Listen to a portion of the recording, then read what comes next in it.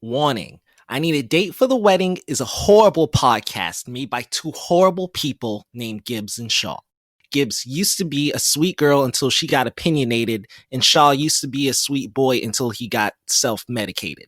Now they're two uncouth degenerates who embody everything wrong with their generation. All they talk about is sex, drinking, and primates for some odd reason.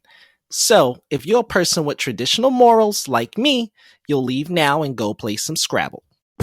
Welcome, anyone and everyone listening out there. I'm Shaw. I'm Gibbs. She's trying to grow up. He's really not. And this is I Need a Date for the Wedding. Who's going to catch the bouquet? Who's going to catch the STI? You didn't ask, but you'll find out all that and more. Don't be shy. Because we're really not.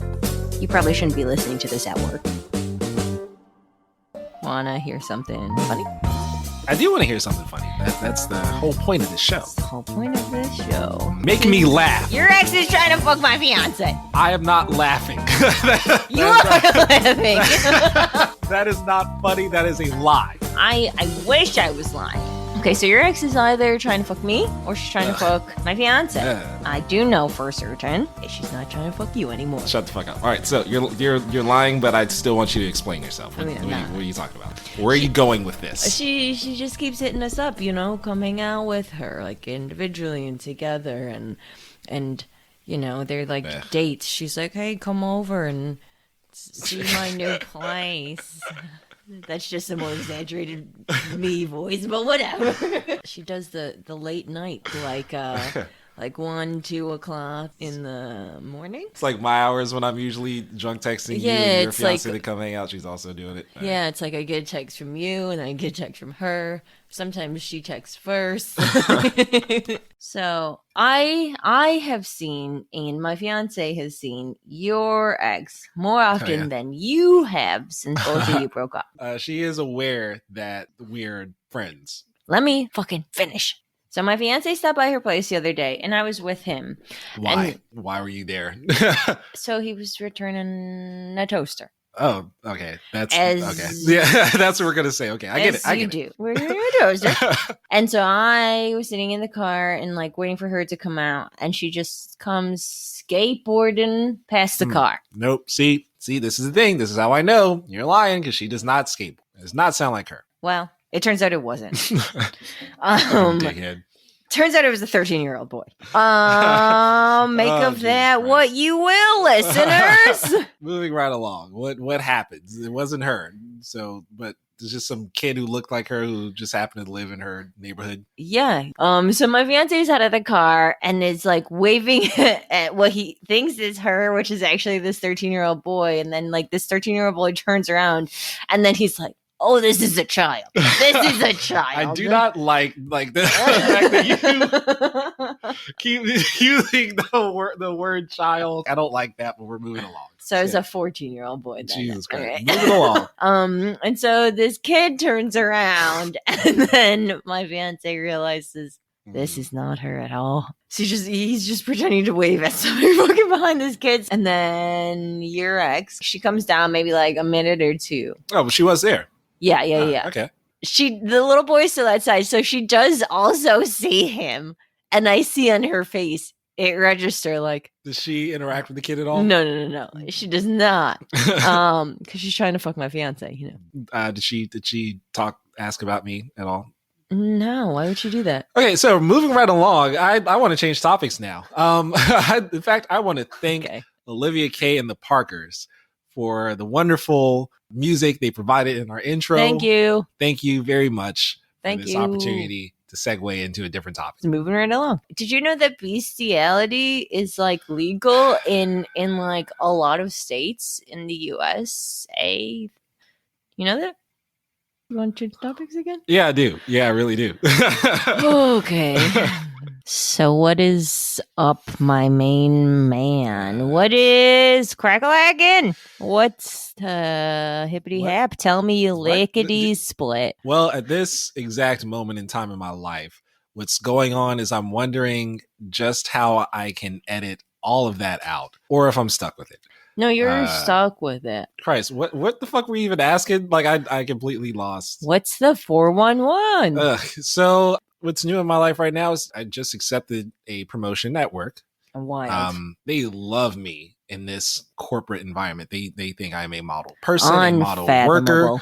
I don't know. For a job I don't give a fuck about, I'm actually being responsible. Even myself, since accepting this position, I've been adhering to all the standards and on your best behavior. I fucking saw one of my subordinates now on Tinder, and I swiped left because good. Yeah, because I realized that, bro, it would not be appropriate anymore for me to try to hook up with one of my coworkers, because 90% of my coworkers now are my subordinates. So I'm not doing it. Yeah, it's not honest. It's not like when you're working in service industry and shit, and you're just expected to be harassed and also harass. Yeah. In a restaurant, you come to realize that a part of your job is outrageous, outlandish. Yeah, it's wild. Sexual harassment is just typical casual workplace banter. It's just what you're expected to put up with and also participate in. Yeah.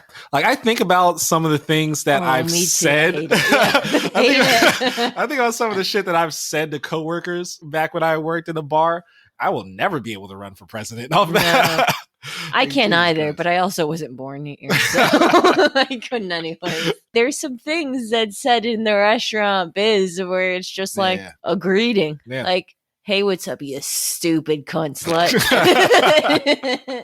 Yeah, can't really say that in the corporate environment I'm now working No, in. that's bad. That's objectively bad. I can't go up to one of my coworkers and try to bribe them for a blowjob in exchange for an earlier cut. I can't do that anymore. That's not a thing. You could. Acceptable. I could, but I would then lose my job. We actually have an HR department. Yeah. It's nuts. And they love me. They think I'm great. Oh, I hate. The only issues I've had so far have been me getting hit on by coworkers. One of my managers, back when she was my manager, now she's just one of my peers, she used to fucking hit on me all the time. It was so weird, man. It's sexual harassment is weird outside of the restaurant industry. She would always make these suggestive, flirty comments to me whenever it'd be a night when it was just the two of us working together and no one else. She would always choose those nights to make some kind of suggestive and inappropriate remarks, to the point that I got so uncomfortable. Me of all people, I got so uncomfortable that I considered either quitting or going above her head and actually filing a fucking complaint. Mm-hmm. I think she just looked at me, sized me up, and was like, all right, this is a young guy. I can comfortably harass this individual. Yeah, why not? There's one thing that I would say is like, bro, if you're in a position of power over somebody, even if that employee is a guy, please do not sexually harass your subordinates. That is creepy. Don't sexually harass anybody. No, not gonna. Okay. Place we worked at though was actually pretty tame, I think, in terms of all this stuff. It's the rowdiest place I've ever worked, to be honest. I don't think we've ever actually mentioned on air that we worked together. That's how we met. That's how we met. You came in to apply one day. I'd already been working there for a couple of years. Yeah. And I was actually creeping on you the whole time you were applying. Yeah, I hate that. Yeah, you did not realize it. You were sitting at the bar filling out an application, and one of my coworkers comes up to me. It's like, hey, dude, there's a girl in the bar filling out an app. Let's go check her out. So we do. We just go around, and we are creeping on you, and you don't realize it. We got close enough to hear your conversation with the manager. Well, I'm unobservant, aren't I? But got the job, and I actually trained you there. And you laughed at all my jokes, so I decided that we're going to be I'm uncomfortable with a lot of things that I laugh at, okay? That's how many people were fucking around at the place we were working at. Well, even me, I was there for 5 years and only slept with 2 people who worked there. One of them was an ex of mine who we dated before she started working there. And the other one, fuck it. Just one coworker in 5 years, that's good in any industry, let alone the fucking service industry. I guess, yeah. I think just dating, doing any sexual or romantic thing in the workplace is just a bad idea, probably. Don't hit on your servers, people. Unless you're going to tip us real well. Do you find that's an issue with you? Nah. I mean, also, so where I work now too, most of like the people that come in are older. And so it's less of like flirting or whatever. And it's more like I talk to them about my fiance and about how like our wedding got like postponed, and that gets them. So you wear your engagement ring at work? Oh, for sure. I don't take it off. Like beyond the usual flirtiness and stuff like that, like I never really participated in too much of that stuff at work. There were just a couple of instances of people doing things like that where we worked at. There was this one girl, she got caught on camera giving our head chef a blowjob beside a dumpster. And I would always hold that over her head whenever. Like a bad person. She used to talk down to people, especially new people and young people.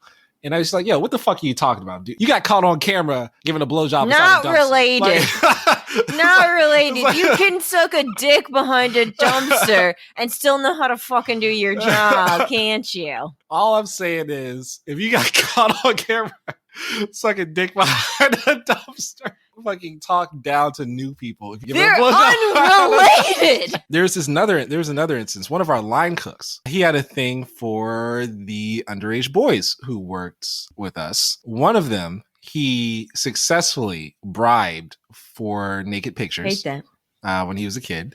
And then the kid left the restaurant because of that. Came back a couple years later when he was like 20-something years old. And I used to hold that over his head all the time. Oh, like a bad person. No. Like a bad person. He's a dickhead. He used to like... You're a dickhead. He used to fuck up on the job so much. I've been like, have this holier than now. I was like, yeah, bro, you sent naked pictures to a 50-year-old man.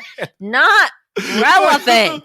No, don't try to act better than anyone here. You sent naked pictures to a 50-year-old man. He's out of order. Here, Judge, he's out of order. Get the fuck out of here. Keep your fucking outside of the workplace. Those goddamn work spouse relationships where people are like, oh no, this is my work husband, this is my work wife. It's in my mind, it's just a way for someone to subtly make it known that they're attracted to someone without violating any company policies. Yeah, for sure. Because like how it actually goes down is like, hey, work wife, it's your work husband. Do you get it? You wanna go fuck? Let's go fuck. It's so disingenuous. Inappropriate. Because the idea is that this is a platonic working relationship. But you're going to go fuck in the closet. Exactly. Which is like, that's not how it would, that's how it goes. Because we have a platonic working relationship. Platonic. Yeah. We have a platonic working relationship. And I would not refer to us as work spouses. No, not at all. More so work siblings. We do have like a mutually infuriating work relationship that is nevertheless productive. And I think that's more indicative of a sibling-like bond between us. I describe you as the big sister I never had, even though I'm older than you. You're the little brother I never wanted. We get shit done eventually. Because I will be honest with you, bro. I will never, ever in my fucking life work as closely as I work with you with another creative type. I will never fucking work with another creative again. Yeah. Yeah, it's the worst. This is the worst. This is the worst thing I've ever... I just like making my life more difficult, apparently. Yeah. You have allowed me in the course of this project to take sort of a guiding hand in terms of our creative direction, which is my main holdup when it comes to working with creative types. Is I know there would be a conflict over our creative direction. And for the most part, you have adjustments that you offer, but not wholesale like disagreements with the routes we take. You trust my vision and I trust you with the logistics and the details, the real work that goes into making this thing a reality. 2 views. It would be fucking dry as hell, mate. 2 of you wouldn't work. 2 of me. Jesus Christ, I don't even want to envision that. You would never get off the ground floor. No, yeah, we wouldn't. Yeah, it just works for us. It works. We're done. Why? Because you know what? We're too close to complimenting each other, and I don't like it. So let's go. It is a little weird. Let's go. Come on. Let's go. Weird. We will. It is weird. It is a little uncomfortable, but we are going to have to talk about this at some point because we are probably going to be working together for a very, very long time. Working together, not only on this, but also expanding it into other content. And hopefully we'll actually be able to turn this into a thing. 2 episodes ago, I thought we were going to implode within 10 episodes. Now I'm like, no, we're going to be doing this forever. Maybe it's just the hopeful / parasitic aspect of me. Probably both, yeah. You are a monster. But it would be nice to actually make a living off of making something. Yeah, it would. That would be ideal. That's always been my dream, is to make a living off of my creative works. I am very thankful for the job I have and the opportunities they've given me in terms of this promotion, but I would not hesitate to leave this job at the drop of a fucking dime the instant one of my creative endeavors becomes monetarily viable. Like the job I'm at now, it's a nice, steady, socially acceptable day job. Mm-hmm. And that's all it is to me. My calling, my career is something completely different. And it just does not make sense to me to kind of sacrifice the time and energy and resources that I could put into trying to make headway in terms of my career just to work this job I don't really give a fuck about. Yeah. And I mean, like, because this is also from the Hernandez 2018 article. Your favorite. Yes, it is. It's got a slew of useful information. And also, did you pay for it to read it? Or is it free? No, I'm not paying for it. I'm not in school anymore, so I don't get the free articles. Yeah. Anyways, so in this article, they talk about how millennials, obviously, we aspire to begin our professional careers right after college. The recession has delayed the entrance process of many millennials to their field of study. And I'd also say that's true now in 2020. Also, the pandemic, too, is a reason why jobs aren't available for some people. And so this means that millennials oftentimes are obtaining jobs that aren't related to their original career aspirations, and it increases their desire to switch employment more often than previous generations. This is partly, I think, the workforce now sees entry-level employees as disposable. Oh, yeah. And so our generation, our career expectations and our work values, or just our values in general, they're more linked now with our self-worth rather than to company loyalty. You know how I'm really proud of? What I've seen so far from Generation Z. They witnessed all of the institutions and traditions and pathways that we were sold on. They watched all of those things fail us.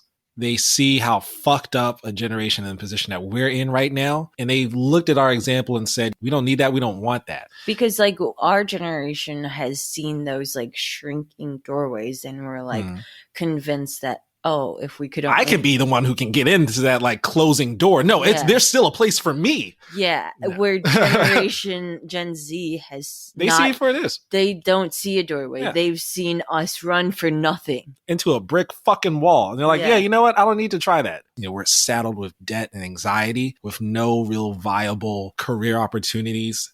At least not that make us feel emotionally fulfilled, especially relative to the amount of work and time and money that it took to get to this point. So they've figured out ways to monetize their creative instincts. And I envy them, their familiarity with and their access to all of these different platforms and all these different resources that for us were not available or were just, in their infancy, that they've used to create content and monetize it and make a living off of their intellectual property. And I think for our generation, we took all the arrows for them to figure out that this was not the path. I envy them that, and I pity Generation X. I think there's a kind of bitterness for them because I think they were the last generation that still believed in these traditional notions about the American dream. And they're now at the age where they realize that they were sold a fucking fantasy. But they're also now at the age where they realize they don't have as much time as we do to course correct. They bought that fantasy and convinced that sometimes literally. And convinced that of their children, which is us. Yes. And now their children hate them. I don't hate my parents. I don't hate the family that I was raised by. Mm-hmm. Like they did the best they could with the information that they had, and the information that they had that they transmitted to me told them that college was the path to success. That is the doorway to success. Go to school. It's not their fault that they didn't have the knowledge that I now have about these institutions and how they work, because no one in my family had ever gone to institutions like this before. They bought into it and they sold me on it. And I've never been upset at them because of that, because they didn't know. Yeah, I didn't have that from my parents. I mean, I think they always thought college was right, but when I didn't go to college right after high school, they're like, all right, well, you still got to work or something. Yeah. Fucking do something. Like, if you don't want to go to college, that's fine. Just fucking do something. Like, you can't just sit at home all day. Fucking work, learn a trade, do something. I do appreciate that we are both willing to roll the dice and bet pretty big on this. We have dedicated a lot of time, energy, and resources into actually trying to make this thing. During this process, we've encountered many millennials who say they're on a similar path. And we've tried to work with so many people, and we've just realized that a lot of them aren't reliable because a lot of them aren't serious about really trying to build something. They're just having a laugh, aren't they? Yeah. I think they like the idea, the sound of being their own boss more so than they are actually committed to doing the work of creating something and getting it off the ground and investing money and seeing setbacks and being patient. That takes a lot. I mean, I think it's also easier said than done too, because it is a lot of like time and effort and money. Like, I've given up a lot of time that I could have been sleeping. Yeah. I have sacrificed so much, so much sleep for this. I mean, especially now in this economy, nobody fucking has money, do they? Unless you're fucking Jeff Bezos. I know it's Bezos. Well, actually, I pronounce it, I think, differently every time. Everybody is broke. I mean, that is no excuse. Okay, they could just do what I do and just not pay back student loans or pay taxes and use that money to invest in a fucking podcast instead. They're never getting that fucking money, bro. Sally Mae, Wells Fargo's, and the IRS, they could fucking suck my dick. All right, and I mean that.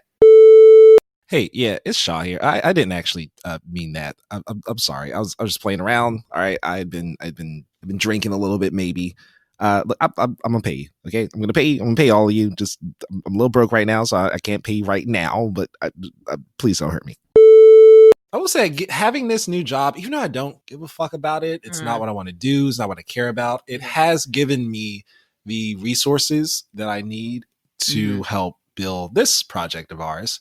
Another thing, just having this new title has made me a more attractive prospect romantically for people. Yeah.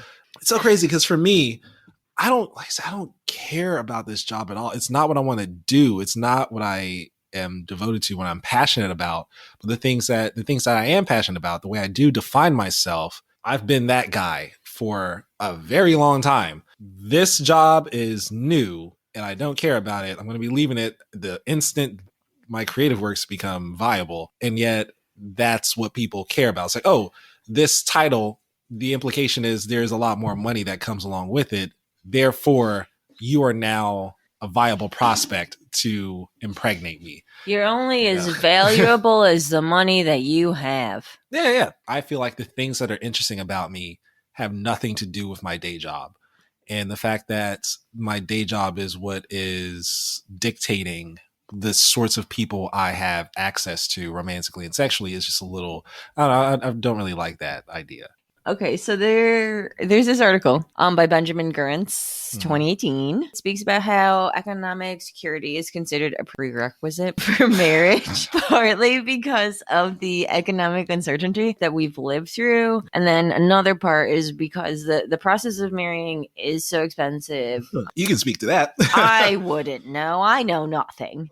Part of this is because marriage still has like these cultural expectation of life events that are very expensive, such as like purchasing a home and like apparently raising children because that's what people do. Yeah, you definitely could feel like that goes hand in hand with marriage.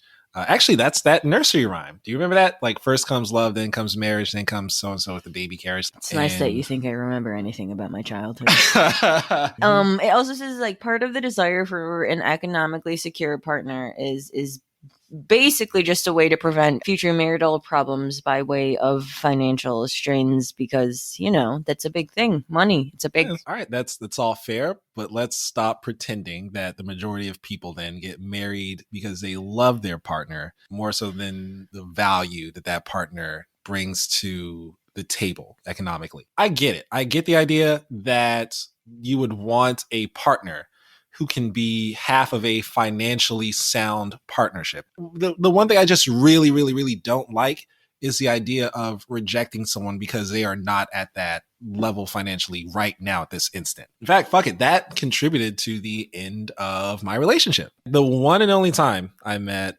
whose mom. This is hilarious. You would love her. You would love her almost as much as you love who. Which is wild that she still wants to be in the same room as me. That's because she doesn't really know you. She's just vastly miscalculated me as a person. I don't think that she realizes that you have a lot more antipathy towards her than I do. I have a lot more rage inside of me. Yeah. As small people often do. So I met her mom. Yep. Once in my life, more than enough for me. Yeah, I was going to say more than enough. It was Christmas time, and they are at the bar that I worked at. I stopped by to drop off the gift that I bought. It's a nice gift. It was thoughtful.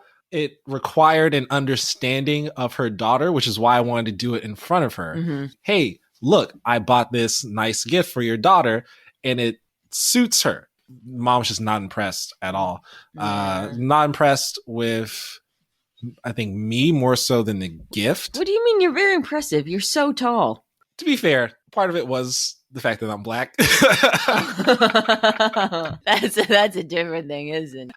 I think that contributed to why she didn't want me dating her daughter.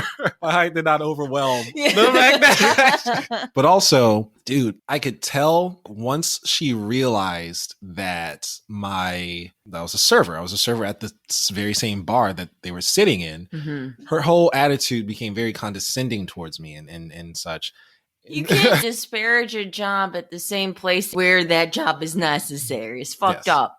So, you know what fucked up thing she said to me? When I told her, I was like, yeah, I've been working here for 5 years. She said, well, you haven't had any opportunities. And in my head, I'm thinking to myself, I should uppercut this bitch. That's what you would be thinking. What I was thinking was that I've been here because this place allowed me the flexibility that I needed to pursue my other endeavors. It's put me in contact with other creatives such as Gibbs, because this is where we met. And thirdly, I needed time to get my shit together. I needed time to heal emotionally and mentally and such, and plot out my next course. And this job gave me the security and the flexibility to do that. I needed all the time that I was there. And furthermore, bro, just because I'm doing this right now, I'm sitting here literally telling you what I am going to do over the next couple of years of my life. It's just the fact that I'm not there right now. Her mom found very unimpressive, and her mom works a job that is not a more impressive title than server. I'll put it like that. It's not the most glamorous. Yeah. And again, I would not disparage her job. I was disappointed that my ex did not believe in where I told her I was going. Like, I told her, hey, I'm going to be doing this. I mean, she was also like a child then. She is a legal adult in every state in this union, just so you know, just to be very clear. She was a youth. She was a young person. She's a young adult. Yeah, okay? A young adult, not a child. She's a young adult. Well, it's like, man, ambition, all that means nothing to you. Like, you have no use for me. If she had met me now, my new title would make me a bit more palatable to her family and perhaps to her own sense of self-worth. The ironic thing is I made more money as a fucking server than I'm making now, even with this promotion. You're probably still making more money than I am right now. Yep. I for sure am. It's like, so I am for sure more financially sound in the half of the partnership. I am. Just perhaps not more linguistically sound. I make a mistake and I stick with it. I stick with it to the end. Okay, except for you. Yeah. You are the one mistake I'm trying to get rid of. Good luck with that. So I'm personally, me, Gibbs, as a person, is waiting for you to just fuck up so bad that I can just cut my losses and go solo. So that's your grand scheme. It's not really a scheme. This is just how I envision it. Have you ever lost a job? You're just gonna throw this at me like this? Yeah, I'm curious. I want to know. All right, well, I fucking did. All right. So tell me more. What happened? So I'm like a youth, and I just go to work. And How young is a youth? You know, as youths are. And where are you working? I was working at a place, and I just got super fucked up on Xanax, as youths do. And I didn't. yeah, I took like a few bars, and I just fucking zonked at me. I like don't remember what happened, but and apparently I got fired. I've never gotten fired. I have gotten people fired because you're a fucking narc, aren't you? When it comes to work and getting shit done, I am a fucking tyrant. Actually, it's not even that unreasonable. Just do your fucking job. Clock in, do your job, clock out, fuck off. Yeah, you got real aggravated when we were together about people not doing their fucking jobs. Yeah, that's why we've never had that problem. Well, no, my anxiety prevents me from just fucking off, doesn't it? Unless I'm on Xanax. Fair enough. That happens. But yeah, that was my thing. And like a good person, you have a family of 5 that you're trying to feed. I don't give a fuck. Fuck you. Fuck you and your family. Do the job that they are paying you to do. And management in all the places that I've worked at recognizes that in me. So they do kind of look to me to be the guy to tell them, hey, this person isn't doing their fucking thing. This person is trash, so on and so forth. And they tend to listen to me about that. So I've gotten a couple of people the fuck out of here because they just didn't do their jobs. One of them was this girl that I thought was hot. Here we go. I thought she was hot, but she was lazy and didn't do her shit. And I didn't like that. And so I probably still did. Got her fired. And it was a job well done on my part. On your part. Yeah. I did ask her out after that because she was still hot. And hey, and in this way, it wasn't workplace sexual harassment. It was no longer inappropriate because we no longer worked together. Yeah, and I bet she told you exactly what I'm about to say. And what is that? I never want to speak to you again. That's actually fairly accurate. There was some there. On that note, there's a bit more tears on that and cursing. We're done. I think we're done here. Yeah, I think so too.